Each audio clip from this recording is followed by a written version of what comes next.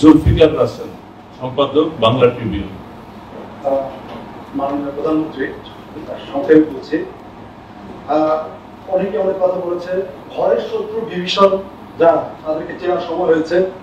আমার মনে হয় ইলেকশনের আগে এবং পরে কয়জন জঙ্গিকে মুক্ত করা হয়েছে, মুক্তি দেওয়া হয়েছে, জেলখানা থেকে বের হয়ে এসেছে এবং কিভাবে বের হয়ে এসেছে তাদেরকে একটু মানে নজরদারিতে রাখা দরকার।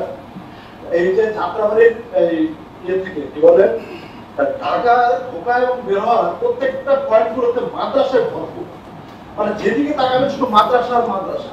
এত মাদ্রাসা কিভাবে অনুমতি দেয় কারা, বা এটা কি কোনো মানে এটা কিভাবে সম্ভব, এটা কি নিয়ন্ত্রণ করা কিভাবে যায়?